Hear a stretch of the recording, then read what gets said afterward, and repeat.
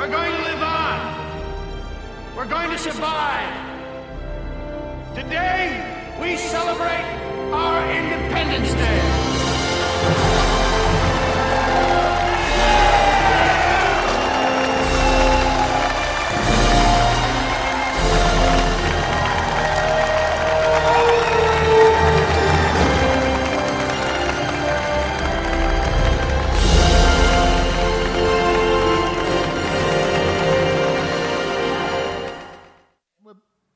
And we're back. Sorry, I was a bit slow on that. No, you did well. Thanks. Ladies and gentlemen, Pip, this is the first time Pip has ever been on the desk, and she is absolutely kicking it out of the park tonight. She's doing a great job. Though you sounded, while that was all talking, you sounded a bit Well, I'm a little patronising. Oh, no, not patronising. I'm just a little disheartened how quickly you've picked it up, because I've struggled. You have to understand, because I've not had any teacher or anything like that, or anybody. I've had to kind of fuck my way through the whole thing, and it's been a real struggle for me. And then you, like an arsehole, just sit down and go do beep beep beep beep. No, you just said you put those up to speak. You turn that up to. I know. I'm just feeling my age tonight. I am. So happy New Year, everybody! I hope you all enjoyed that. Stop fiddling with it, Pip. It's fine. But you do it all the time. I see you doing it. Yeah, I know. That's just... I don't actually turn the knobs. I just sit there with a look of pretension on my face. So it makes it look like you're doing something. But they're just final small adjustments. So Bill Pullman on Independence Day. Sorry? It's such a big, we will not go quietly into the night. Talk about knocking it out of the park. We will not vanish without a fight. He's quite good. And if he's got the right film... You know, and that was, I think, his strongest film. It's one of the best speeches. The only other speech that I can think of that would come close is the dictator speech from Charlie Chaplin. And it's aged a little bit, I guess, now that I've listened to it quite a bit. Well, it hasn't got the big sound and the big shouting words. Oh, well, that's it. This is the most orchestrated one by far and away.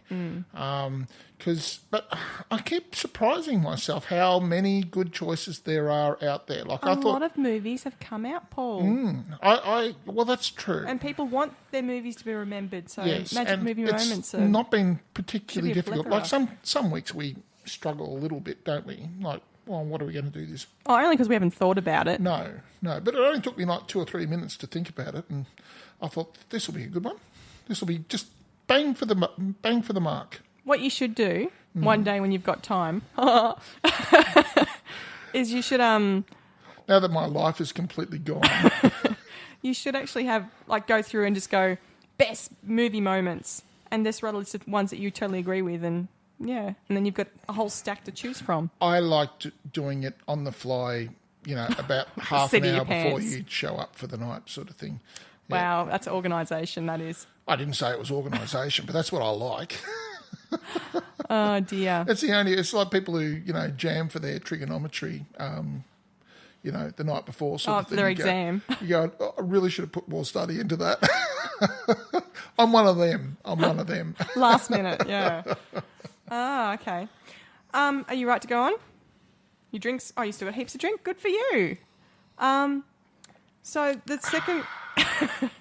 The second film, I have learned, because Paul's sitting on my side, that because you've told me off for it, if you put your drink on the table with the desk. And Paul's significantly fatter than her, and I'm stuffed in here like a sardine here. When we get this camera working, we really should show people. If you put your drink on the table, it makes a funny noise. Yeah, it goes bang all the way through it, yes. And that's why we got the separate tables for the drinks. The second film is one I put up. Love Actually. Cargo, which is a 2017 film based on a 2013 Tropfest short film. Which you asked me to watch before we watched this movie, which kind of ruined it for me. It did. I disagree, but anyway. In a post-apocalyptic Australia, a father has 48 hours to find someone to care for his infant daughter. It's only 48 hours. It's why he's got that little white timing thing on him. Yeah, I got that, but Jesus Christ. I mean, he fart-assed around And what I couldn't because I know quite a lot of that territory. I drive trucks all over Australia, sort of thing. So some of that, there's a lot of it was done around the Flinders Ranges and up around Along the Murray in South Australia. Yes, and down near Murray Bridge and around there, sort of thing. So that kind of terrain.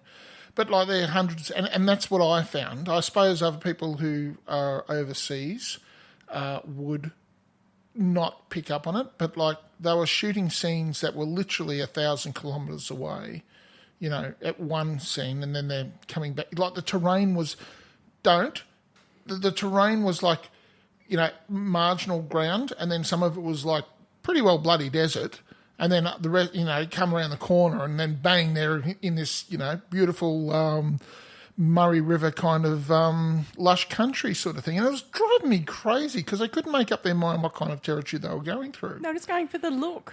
I mean, some films in other countries must do that. All their areas are in different spots. I suppose so, but yeah. And they wanted to show off. I mean, it looked beautiful. It did, but I imagine other people would also... Do you know what I mean? He's on foot, and like it does the whole Revenant thing where he's crawling across the snow, and this guy's, marching across this open savanna land, which is like just goes forever, and then like 2 hours later, like dusk, he comes in and he's, like he's gone to completely different territory. It would have taken him 6 hours just to go from one rock to the next. Because the land that they're looking... I know, I'm just being a dick, I know. But it was annoying the shit out of me. I'm just saying. What they were trying to achieve is just... Yes, it's vast. The towns he's going to are very small because they're obviously trying to get away from civilization because of what's happened. Yep. Look, I get it. I get the plot of what you could call it. But there was... Oh, come on. It was fuck all of a plot. There was heaps of plot. Like and it was what? And it was the humanity that you like in your films. Oh, at the end it was. But at first, can I have a bit of a vent? Go for it. I've already had my vent. You can have your vent. Okay. I was glad when the woman died. I thought, thank fuck, because seriously, she was just fucking it up for a arsehole at breakfast time. She really was. It was just, look, he got in, he got the food, they could have kept going in the boat. And then she has to... in those old films, where the woman goes and does something totally stupid and everybody looks down on that kind of movie and goes, oh, well, that's what you expect from the 50s. It's a very sexist sort of thing. And then they go back to that tired old shit with doing that with that woman, It wasn't about the woman. It's about the horror aspect of it. There's someone in there. And it's not that she's a woman. It's that... you've seen someone else do it and you go, oh my gosh, there's someone in there. There's someone in there. Don't do it. I don't like horror films. And once they moved past the horror aspect of the film, I was fine. I was good with the movie. But why were they doing that tired old fucking shtick? I was just going, God damn it. God damn it. God damn it. Don't run up the stairs. I just God, don't be a moron. And you could see him explain to her, no, it's completely safe. It's fine. I'm going to bed now. We've got everything we need.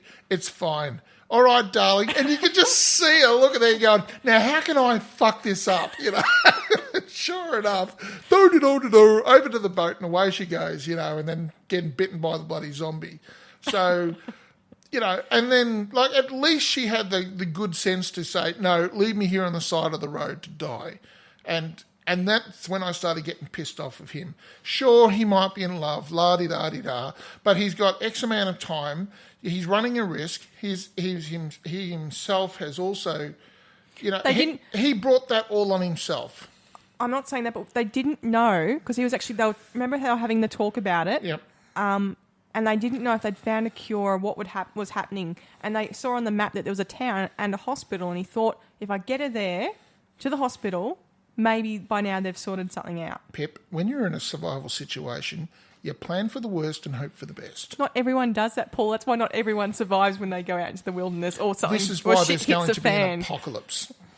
Yes, Paul, you'll survive in the apocalypse. I will. God damn it, I will. You know why? Because I won't get on the fucking boat. I'm sorry, this is so funny. I just imagine you yelling at the TV. Don't go in there. I was fucking ropeable. And Tom comes out and says, Dad, what are you swearing at? Oh, sorry. So Father of the Year award again, just ropeable. And that's why I texted you and said, I'm never doing a horror movie again. This is all stupid, and you just went, yes, okay. I thought it was excellently done. I love the way it was shot. That horror section. Look, the film was done really well, and the production values, considering it's an Australian movie, beautifully done, and well done them for that. Well done them. I'll give them the tick for that. It was a very pleasant film to watch visually, but that first third of the film, if you like that sort of shit, and apparently there's many people who do, knock yourself out. Sure, knock yourself out of the park. But if you like, surely there were scenes. Okay, remember when he's seen the balloon go up and he sees the family and he's waving, and the father just lifts his shirt so you can see the top part of the gun. What's the name of the guy? Yeah, I know, I saw that. Yes, that was brilliantly done. Yes, and when they come back to that family, because he was already infected. The reveal done. Totally got me as well. What the hell? They were just, the whole film, they went in one big bloody circle. Well, he didn't know what he was going to do. He hadn't even thought about it. He was just like, I'll get to this town. Oh, I found someone. He'll be right. No, he's a murdering maniac. No. Okay, there was a family. I'll go back to the family. That was such a rip-off of Wolf Creek, though. No, he was. He was. He was like literally just pulled straight out of Wolf Creek to go. But they're just trying to show what some people... stereotype, yeah. You know what? It happens. You've got people who, funnily enough, that character, I don't know what your thoughts on that character, but I know people who would be exactly like that. I really do. Vic. Vic was his name. And look, do you know what? I'm sure there are people out there that would do a Vic. Yep. Absolutely. He was a complete arsehole. Yeah. Oh, you've got to, there's a couple He did a great job. You really... And at the end, you weren't sure which way he was going. I was surprised at where that went. So for me, some of the way the characters played it. That is true. And there's that little bit of nuance that you bring that surprises me sometimes. And no, I don't mean that in a patronising way. I just mean that, when you occasionally twice tonight. You come up with something that I just not thought about. And it was staring me in the face, but I'd not thought about it. You know what I mean? And that is true. He didn't be the complete arsehole right at the end. Yes, because he said, we're both dying here. He goes, what did he say? We're both fucked? Yeah. Yeah. And I just thought... Shakespearean actor through and through, yes. I was actually surprised when I saw Martin Freeman's name. I went, an Englishman in this. He didn't do a bad Aussie accent. It wasn't too bad. He wasn't trying to do an Aussie No, accent. I know, but it was there was a little bit of it there. There was a bit of a twinge. Can I just say, I actually thought he did a brilliant job. The way he does his facial expressions and emotional stuff is really great. He's an endearing person. I imagine he's a lovely person to be around, but he doesn't change from character to character. He is one of those people who just kind of plays himself. You know the kind of people who have just got a particular personality that just they rock up and they put that personality. Sean Connery is a classic example. I'm just trying to... Clint Eastwood is another example. Can I interrupt you for a second? Mm-hmm. I'm trying to remember the name of the show. Oh my gosh, is it Fargo? I think it's Fargo. I could be wrong. Martin Freeman played a bastard. Did he? In Fargo. And I was actually like, oh gosh, he's a bastard. And then you saw him do everything else. Yeah, and I was like, huh. He played, you really hated him in that. I was just expecting dwarves to come over out of the, hee-haw, because he's done so much of that shit now that... Have you seen Fargo? I won't watch it. Why? I don't know. It's got Billy Bob Thornton. I know, and I love Billy Bob, but yeah, I watched the first 3 minutes and I thought it was brilliant and I said, nah, I've got to stop. You thought it was brilliant and you said, nah, I've got to stop. Yes.